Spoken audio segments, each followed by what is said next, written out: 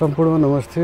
म यति बेला दाङ देवखरी लमैमा छु र यो लमैको बस पार्कमा मेरो टाटा टियागो इभी गाडी हानेर फुल चार्ज गरेर यहाँबाट अगैयाबाट हुलाकी राजमार्ग हुँदै नयाँ रुटबाट महेन्द्रनगर र महेन्द्रनगर हुँदै भारतको राजधानी दिल्ली यात्रा गर्दैछु। यहाँबाट म 2 स्टेप चार्ज गरेर महेन्द्रनगर र त्यहाँबाट एक ठाउँमा मात्रै चार्ज गरेर दिल्ली पुग्ने गरेर हिँड्दैछु। बाटोमा सुख दुःख कस्तो हुन्छ, खास गरेर टाटा टियागो इभीलाई सिटी कार भनेर भन्ने गरिन्छ। सिटी कार भने पनि म लगभग नेपाल अधिराज्यभर दौडाइसकेको छु र अब इन्टरनेसनल यात्रा नेपालबाट भारतको यात्रा गर्दैछु। यो यात्रामा सुख दुःख कस्तो हुन्छ, यो टाटा टियागो इभी यहाँबाट भारतको राजधानी दिल्ली पुग्न सक्छ कि सक्दैन, सबै कुरा तपाईँहरूलाई देखाउँदै म चाहिँ यात्रा गर्दैछु।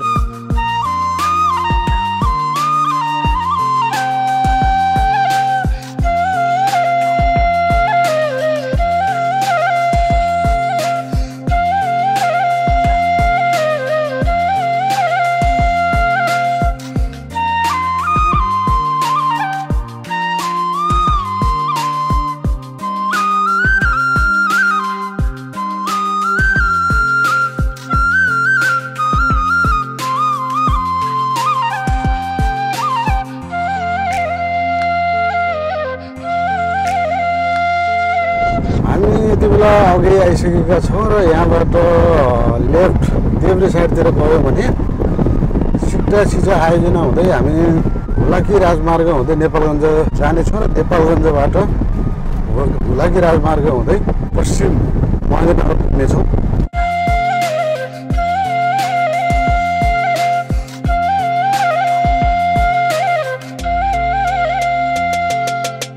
यो सिक्टा सिँचाइ आयोजनाको बाँध हो।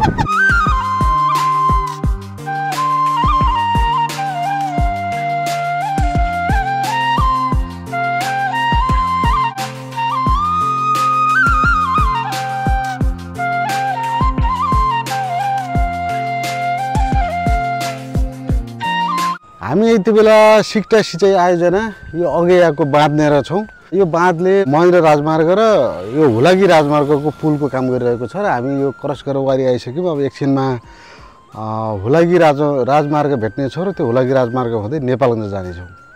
हामी यति बेला हुलाकी राजमार्गमा यात्रा गरिरहेका छौँ।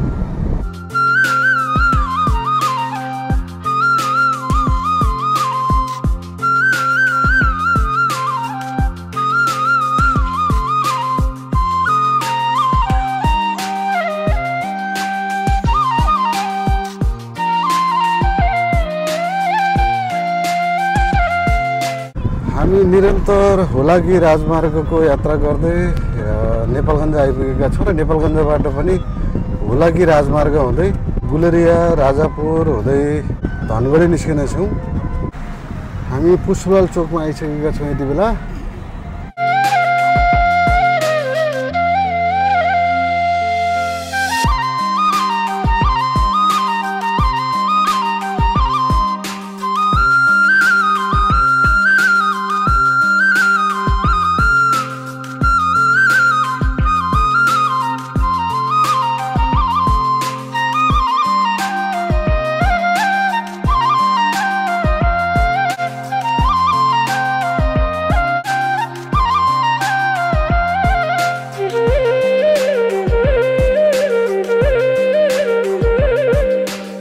नेपालगञ्जदेखि गुलेरिया हुँदै जाने 4 लेन सडकमा यात्रा गरिरहेका छौँ हुलाकी राजमार्गमा।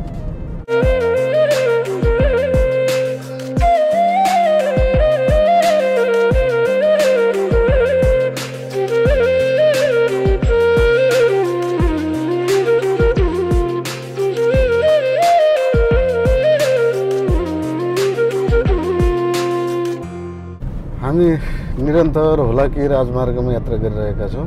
मैले खास गरेर नयाँ रुट, नयाँ यस्ता आयोजनाहरूको यात्रा गर्ने बेला प्राय भिडियो बनाउने गर्छु।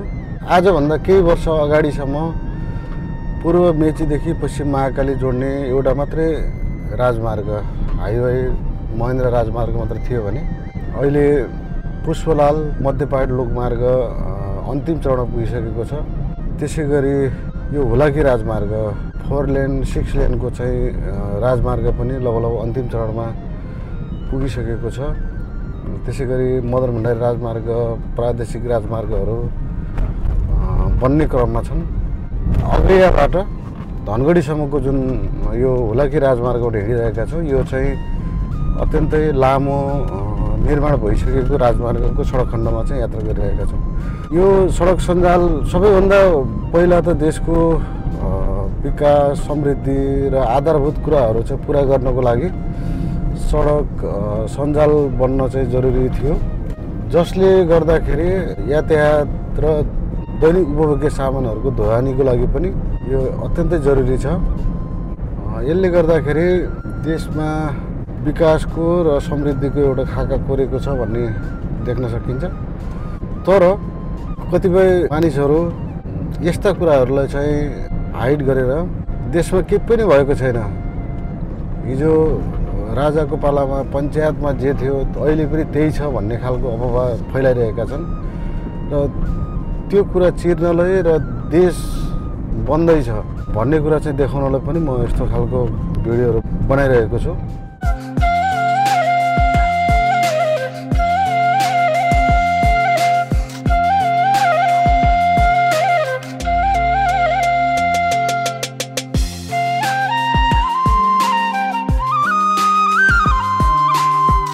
हामी यति बेला बर्दियाको सदरमुकाम गुलेरी आइसकेका छौँ।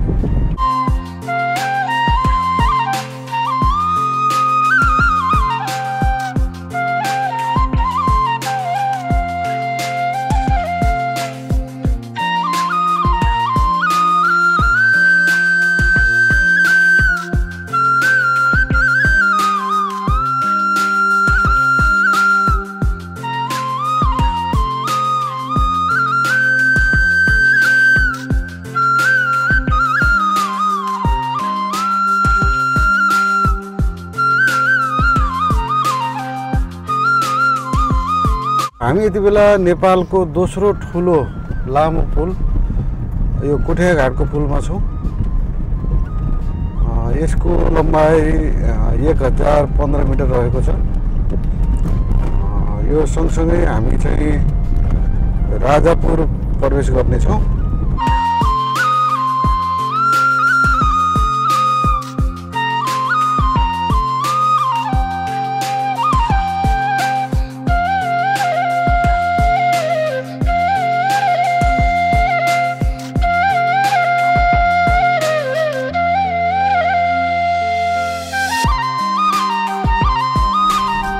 हामी यति बेला धनगढीमा यात्रा गरिरहेका छौँ। हामी लगभग राजापुर आउने बेलादेखि नै रात पर्यो र त्यो बिचको भिडियो चाहिँ हामी खिचेनौँ। यहाँ बत्तीहरू सजी सजावट बत्तीहरू चाहिँ बल्याइदेखेपछि यहाँको छोटो भिडियो बनाउँदैछु।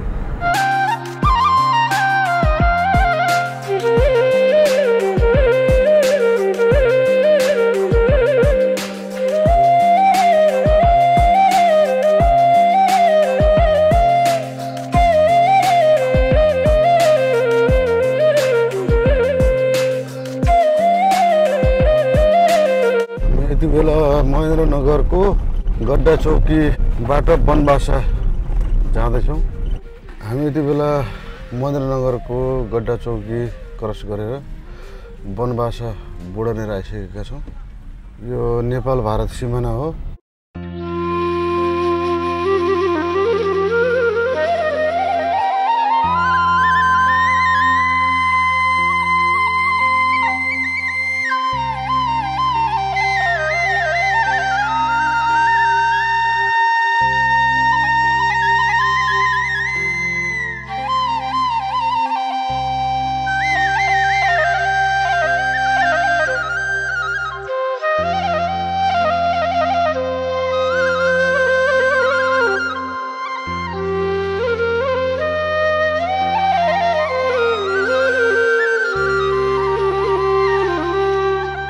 कार लगेर इन्डिया प्रवेशको लागि सबै प्रक्रिया पुरा गरेर अगाडि बढिसकेका छौँ। यसलाई टनकपुर बाँध पनि भनिन्छ होला। शारदा ब्यारेज वनवासा भनेर लेखिएको छ यहाँ।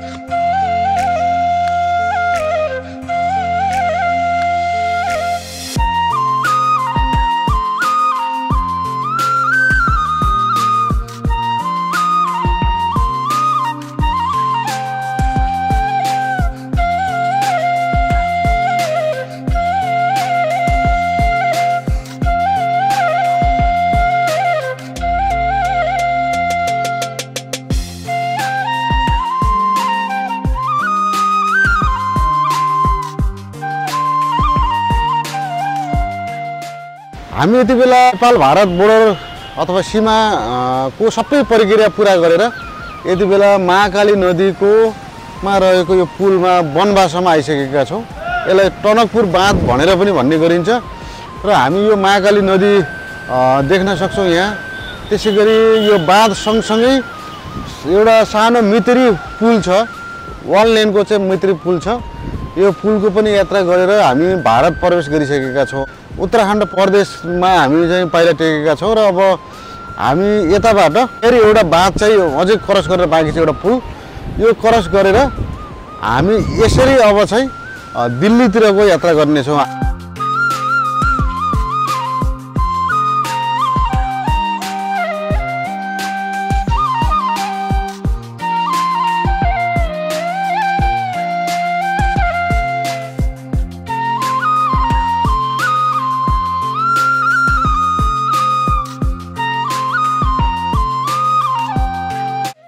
हाम्रो महाकाली कसरी बाँध बाँधेर इन्डियाको लागि सिँचाइको लागि लगिएको छ हामी यहाँ यो देख्न सक्छौँ।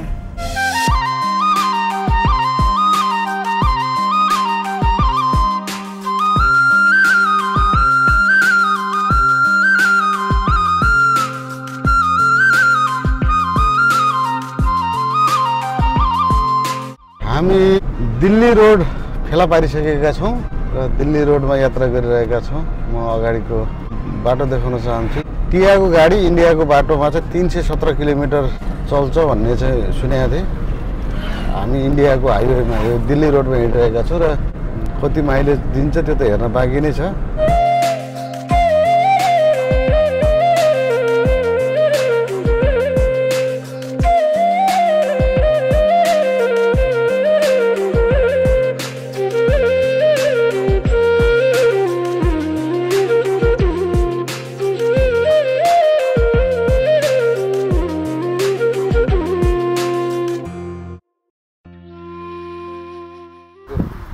हामी नेपालबाट भारतको राजधानी दिल्लीको यात्रा गर्ने क्रममा यो उत्तराखण्डको प्रतापपुरनेर आइसकेका छौँ।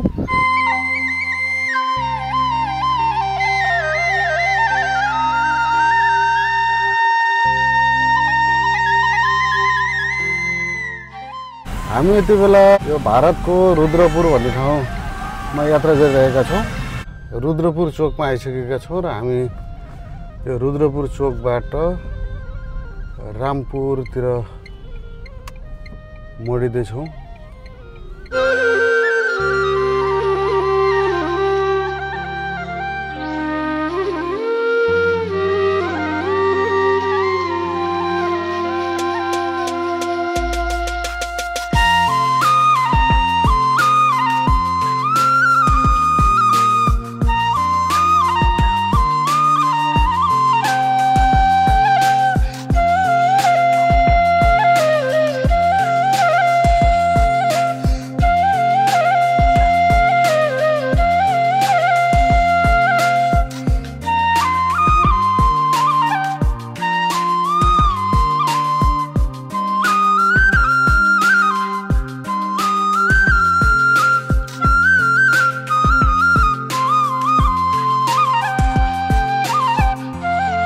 हामी यति बेला भारतको पत्थरखेडा भन्ने ठाउँमा यात्रा गरिरहेछौँ र हामी निरन्तर यो उत्तराखण्डको भूभागमा चाहिँ यात्रा गरिरहेछौँ। यहाँ चाहिँ 6 लेनको सडक छ, एकदम सल्ल त्यसमा पनि आरसीसी गरिएको सडक छ, त्यसमा यात्रा गरिरहेछौँ र अब हामी केही बेरमा रामपुर चोकमा पुग्नेछौँ।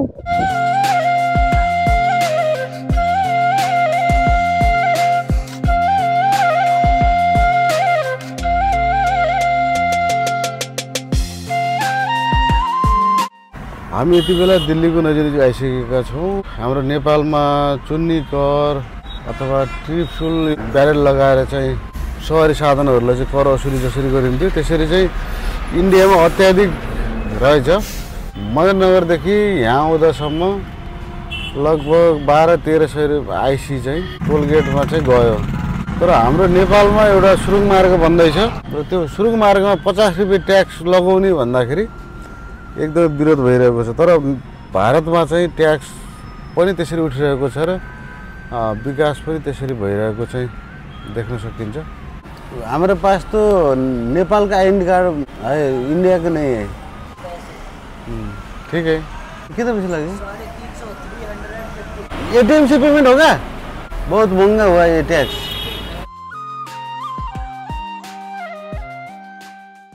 यो दिल्ली को लास्ट टोल गेट हो, सायद राजधानी छिर्ने भएर होला सबभन्दा महँगो चाहिँ यहाँ रहेछ। यहाँ एउटा कारको 350 रुपियाँ आइसिरहेछ।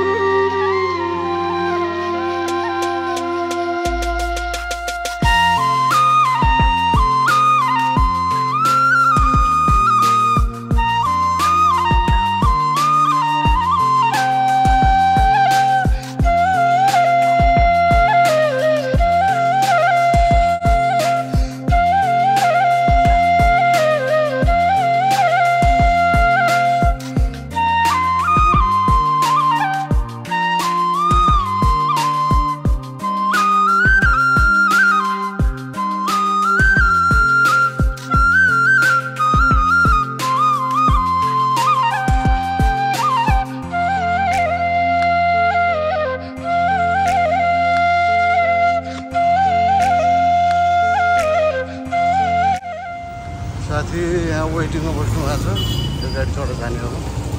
हामी दिल्लीमा यात्रा गरिरहेछौँ यति बेला। मेरो साथमा मेरो साथी मदन आचार्य हुनुहुन्छ, त्यसैगरी हाम्रो टिम यतातिर पछाडि हुनुहुन्छ। म्याक्स हस्पिटल जाँदैछु अहिले।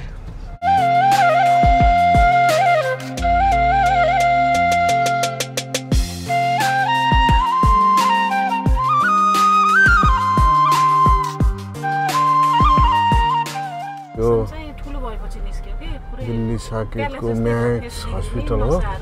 हामी यति बेला म्याक्स हस्पिटल दिल्ली आइसकेका छौँ।